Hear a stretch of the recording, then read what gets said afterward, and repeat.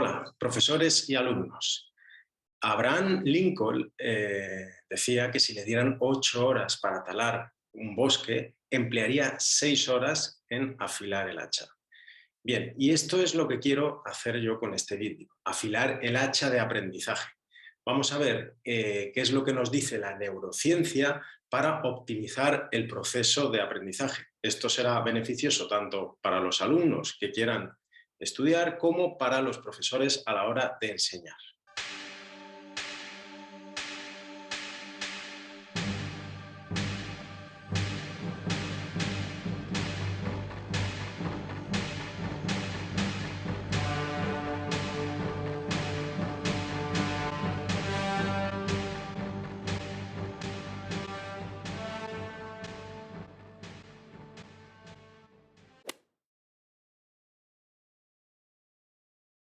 En primer lugar, vamos a empezar con el aprendizaje y empezaremos definiendo qué es. El aprendizaje no es más que la unión de una serie de neuronas mediante sinapsis, de forma que se cree un circuito neuronal. Así, cada vez que se necesite la información contenida en este circuito, se activará este circuito neuronal, esta sinapsis.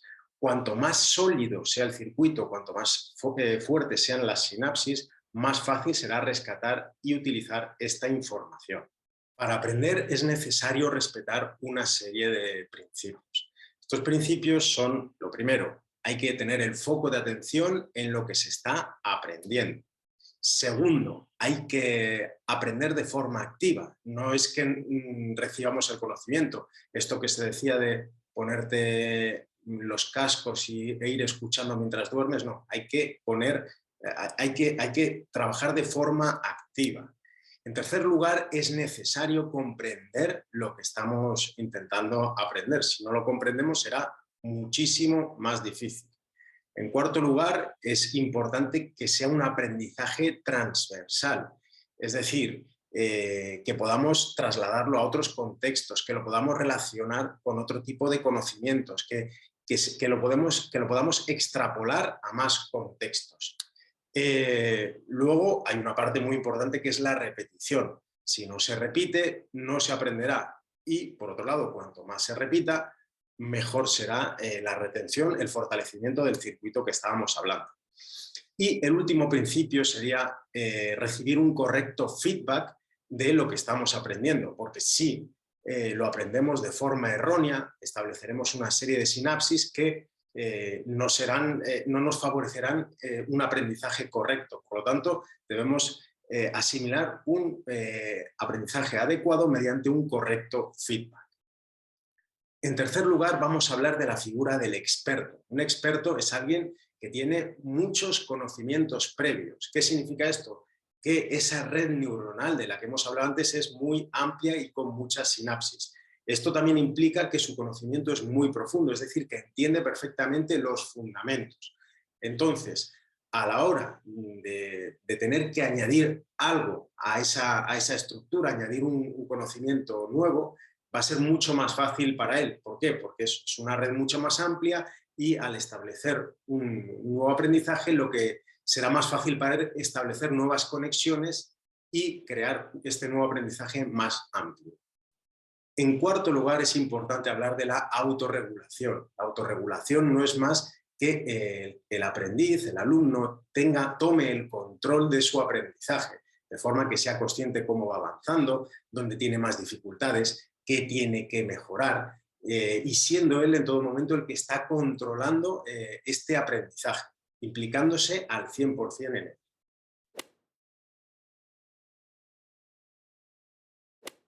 En segundo lugar, vamos a hablar de la memoria y, por definición, no hay aprendizaje si no está memorizado.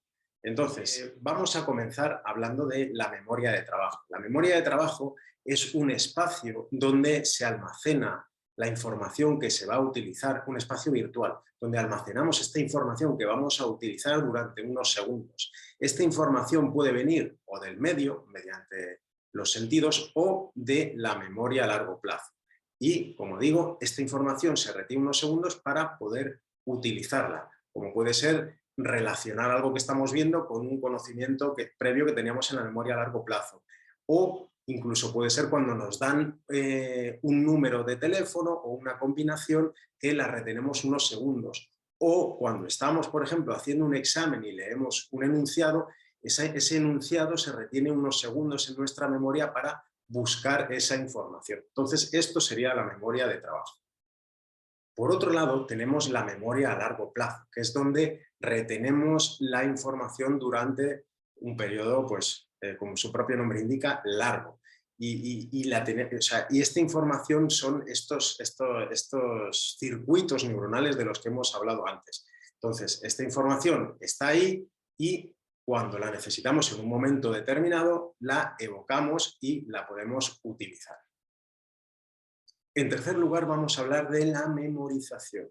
La memorización es el proceso para enviar la información almacenada a la memoria a largo plazo. Dentro de la memorización tenemos 3 fases. Estas fases son la codificación, la consolidación y la recuperación. Bien, en la codificación lo que hacemos es obtener esa información que queremos almacenar. Es cómo la obtenemos, cómo tratamos esa información, hacer esquemas, subrayar, leer, etc. Con todo esto estamos codificando esta información que queremos mandar a la memoria. Esta información que estamos codificando es la que hace que nuestro circuito neuronal lo amplifiquemos, añadamos nuevas conexiones o incluso creemos algunas conexiones que no existían. Una forma muy eficaz de que este proceso sea más eficiente es activar los conocimientos previos. ¿Qué quiere decir? Pues antes de intentar aprender algo sobre una temática, hacer memoria sobre esto que sabíamos o leer qué es lo que sabemos sobre estos nuevos aprendizajes que vamos a obtener. La segunda fase es la consolidación, que es guardar esa información, enviarla a la memoria a largo plazo para que la podamos recuperar en el futuro. ¿Esto qué es lo que hace? Pues esas conexiones neuronales que tenemos las fortalecemos. ¿Cómo se suele hacer esto? Pues principalmente pues, repitiendo, repasando. Esto hará que estas conexiones sean más fuertes y sea más fácil luego recuperar el conocimiento. Que la recuperación del conocimiento es esta tercera fase, que es rescatar la información de la memoria de la memoria, perdón, a largo plazo. Esto se hace de forma voluntaria y esta evocación de lo que sabemos fortalece muchísimo las conexiones y nuevamente lo que hará es que en un futuro pues, sea más fácil recuperar esta información que tenemos. Por otro lado, vamos a hablar de la organización de la información. Cuando nos viene información, puede que esta información sea completamente nueva. En este caso, deberíamos crear un nuevo circuito neuronal. Pero también puede ser que esa información, sobre esta información tengamos ya conocimientos previos. Entonces, aquí, ¿qué es lo que se produce? Pues se relaciona lo que se tenía con lo nuevo y se añaden conexiones a ese circuito que ya teníamos. Cada vez que se produce esto, tanto información nueva como añadir información a la que ya teníamos, es necesario pues, que nuestra memoria a largo plazo, vamos a decir, se reorganice y se cree este nuevo circuito, o bien más amplio o un circuito nuevo.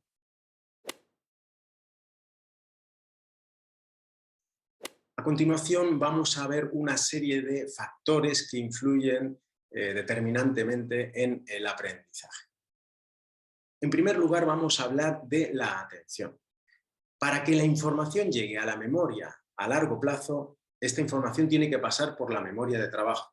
Y para que la información llegue a la memoria de trabajo debemos prestar atención. Si no hay atención, no va a llegar esta información a la memoria de trabajo. Si nos dicen un número de teléfono, como no prestemos atención, no seremos capaces de llevarlo a la memoria de trabajo. Por lo tanto, como decíamos antes, escuchar un tema durmiendo es difícil que lo aprendamos. Y debemos tener en consideración dos aspectos en cuanto a la atención. Lo primero, que no es ilimitada. Hay un periodo en el que se presta la atención y luego ya será muy difícil. Y lo segundo es que es muy difícil prestar atención a dos cosas a la vez. En segundo lugar, vamos a hablar de la motivación. Y la motivación facilita que nos esforcemos para alcanzar nuestro objetivo.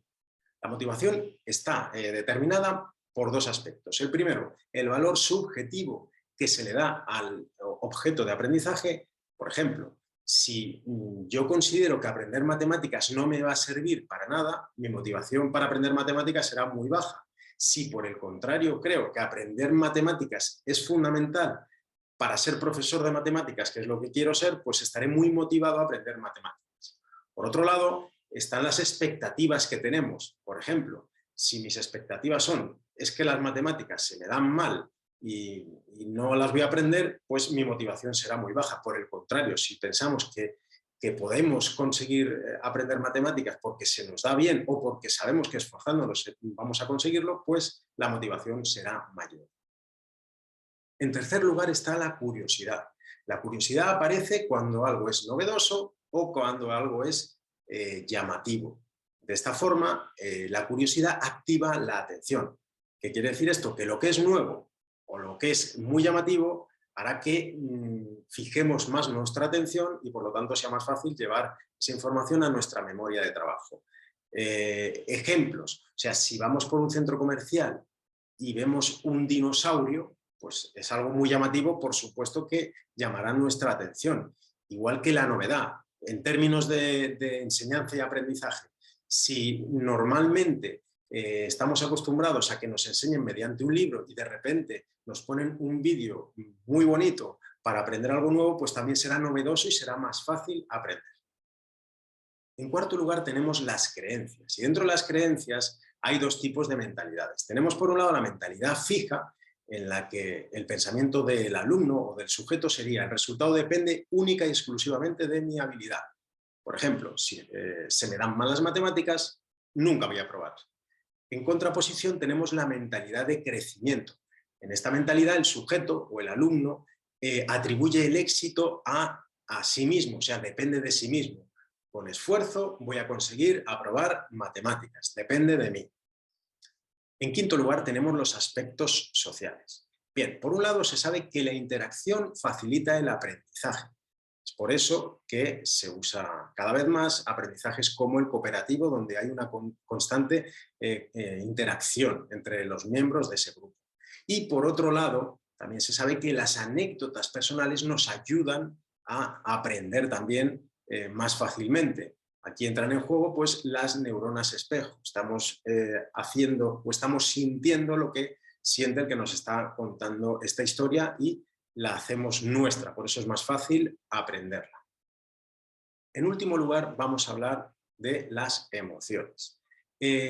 Todo lo que despierta emociones, el cerebro lo interpreta como que es importante. Y esto nos ha ayudado en nuestros orígenes para la supervivencia. Lo que es importante se aprende, porque es necesario. Por otro lado, también se sabe que las emociones moderadas y positivas son más eficaces y sobre todo, vamos a decir, más saludables. Esto no quita que una emoción que nos genere un trauma no haga que aprendamos también, pero como digo, no es saludable. Entonces lo ideal es mediante emociones de intensidad moderada y que sean positivas. Y en último lugar podemos decir que no hay razón sin emoción. ¿Por qué? Porque razón y emoción comparten correlatos neurales.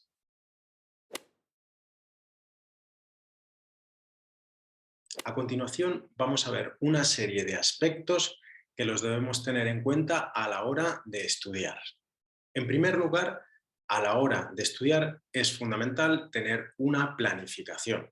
Esta planificación debe ser una planificación anual donde nos marquemos pues unos objetivos generales por tiempo. Además, debemos tener una planificación a medio plazo con objetivos un poquito más concretos y una planificación a corto plazo o diaria. Ahí sí, marcándonos objetivos específicos para cada día. La planificación no debe ser ni mucho menos algo rígido, debe ser flexible y lo normal es que la tengamos que modificar continuamente. Con todo esto, lo que se pretende crear es una rutina de estudio, la cual nos facilitará mucho más el proceso de aprendizaje. En segundo lugar, vamos a hablar de cómo debe ser la información. La información, lo ideal es que sea visual y auditiva. Si esto lo trasladamos al estudio, es que tanto podamos leer como ver algunas imágenes relacionadas. De esta forma, si combinamos estos dos canales a la hora de enviar la información, tendremos una codificación más fuerte y nuestra red neural será más amplia. Por lo tanto, a la hora de rescatar la información va a ser mucho más sencillo. En tercer lugar, vamos a hablar de los repasos. Es fundamental que en nuestro sistema de estudio haya una serie de repasos marcados de forma continua. ¿Por qué? Porque a medida que pasa el tiempo se va olvidando la información y como regla general deberíamos marcarnos un repaso en este momento en el que empezamos a olvidar la información. Entonces sería un proceso continuo. Repaso, olvido, repaso, olvido. En cuarto lugar, vamos a hablar del lugar de estudio, el cual debe ser una zona confortable y sin distracciones. Confortable, debe haber una correcta iluminación, debemos estar cómodos, no cómodos en exceso para no dormirnos, pero que haya un ambiente que nos invite a estar estudiando. Y por otro lado, evitar distracciones, que no haya ruidos, que nuestra ventana no dé a una piscina, por ejemplo, no traer el teléfono con nosotros, en definitiva, un lugar donde apetezca estudiar. En quinto lugar, vamos a hablar de la evocación. La evocación está demostrado que es la herramienta más eficaz para aprender. Evocar significa rescatar el conocimiento que hemos aprendido. Y cuanto más evoquemos, más eficaz será rescatar de nuevo esa información. En el aprendizaje hay una serie de aspectos que, aunque no los englobemos directamente con la parte de aprendizaje puro y duro, por decirlo así, influyen de forma determinante en él. Y son una serie de hábitos de los cuales vamos a hablar a continuación. En primer lugar, vamos a hablar de la actividad física. La actividad física facilita el aprendizaje. ¿Y por qué? Pues desde un punto de vista neurocientífico, al realizar actividad física se estimula la expresión de BDNF. Este es un factor que estimula la neurogénesis en el hipocampo, es decir, si hay más neuronas en el hipocampo, que es el lugar donde está la memoria, pues la memorización pues siempre se verá facilitada. Por otro lado, se aumentan los neurotransmisores implicados en el aprendizaje, como son la noradrenalina, que está implicada sobre todo en la atención, la serotonina, que está muy implicada en el estado de ánimo, y la dopamina, que como todos sabemos ayuda mucho a la motivación. Bien, en segundo lugar, hablaremos de la importancia de una nutrición equilibrada. Por un lado tenemos los hidratos de carbono, los cuales son los encargados de mantener la glucemia, y si estos se consumen predominantemente de bajo índice glucémico, tendremos una glucemia moderada y constante, que es lo que nos interesa, porque el exceso de azúcar, que elevaría la glucemia, disminuye la neurogénesis. Por otro lado tenemos las grasas. Se sabe que un exceso de grasas disminuye la plasticidad y la sinapsis. Por otro lado, se sabe los beneficios de las grasas insaturadas, que son beneficiosas para el aprendizaje, donde tenemos las omega 3 que favorecen la neuroplasticidad. En tercer lugar, tenemos las proteínas. Las proteínas son muy importantes a la hora de desarrollar las funciones ejecutivas, las funciones cognitivas complejas, determinantes en el aprendizaje. Y tenemos algunos aminoácidos muy importantes. en este sentido, como son el triptófano, la tirosina y la acetilcolina, los cuales nos facilitarán el aprendizaje. El tercer aspecto del que hablaremos es el sueño. Se sabe también que durante el sueño se fortalecen las conexiones y se crean nuevas conexiones. Por lo tanto, ayuda a afianzar el aprendizaje. También es conocido que tras una ingesta, sobre todo si es excesiva de comida, aumenta el sueño y disminuye el rendimiento. Por lo tanto, en estos casos sería muy recomendable una siesta. Y, por otro lado, también está muy demostrado que cuando se duerme muy poco se produce un exceso de cortisol, lo cual es detectado como una amenaza y esto hace que influya negativamente al aprendizaje. Por último, tenemos la relajación. La relajación activa zonas implicadas en la memoria y en el aprendizaje. Hay diversas técnicas para la relajación. Una muy conocida es la meditación o el mindfulness, el cual consigue reducir la actividad de la amígdala, por lo tanto, se reduce el cortisol, se inhiben las emociones negativas y se facilita de esta forma el aprendizaje. En este apartado, que he titulado Métodos milagrosos, vamos a hablar de ciertos métodos, de ciertos manuales que nos encontramos a la venta y que en la mayoría de ellos nos prometen un rendimiento óptimo a la hora de aprender o a la hora de sacarse una oposición y vamos a intentar verlos desde una perspectiva crítica. El primer método que vamos a analizar es la lectura rápida. Hay numerosos manuales y métodos sobre la lectura rápida. ¿En qué consiste? La lectura rápida consiste en leer por imágenes. En esta técnica, pues lo que se intenta es agrandar el campo visual, se intenta no mover los labios mientras leemos, subvocalizar, que es como así lo llaman, y no volver atrás o no releer. ¿Qué es lo que pasa con este tipo de lectura? Pues que se parte de que hay mucha información que nos va a llegar por un campo visual periférico, por lo tanto, que lo vamos a recibir de forma inconsciente y ya sabemos que cuando a la información no se le presta atención, no pasa por la memoria de trabajo y por lo tanto no puede ser enviada a la memoria a largo plazo y será aprendida. Entonces, ¿qué aplicabilidad tiene esta técnica? Con textos complejos o para memorizar, yo la verdad que lo veo bastante complicado. Sí puede ser útil para gente que domina mucho la técnica y que es experto en una temática y a lo mejor va buscando algún tipo de información determinada o por algún repaso que hagamos de forma superficial. Para aprendizaje en sí, yo no la veo útil. El segundo grupo de métodos milagrosos que vamos a ver son los que están relacionados con la mnemotecnia. Les dan diferentes nombres, pero en estos métodos, al final lo que se hace es la mnemotecnia. ¿Y qué es la mnemotecnia? Es asimilar una información mediante unas asociaciones que son llamativas. ¿Qué se consigue con este tipo de asociaciones llamativas? Primero, que sea algo novedoso, que despierten emociones en nosotros y relacionar lo que ya sabíamos con información nueva. O sea, esta parte tiene una base realmente científica. Por otro lado, desde mi punto de vista, aplicación. Yo esto no lo veo para aplicar a aprender un temario, una oposición, un examen de universidad.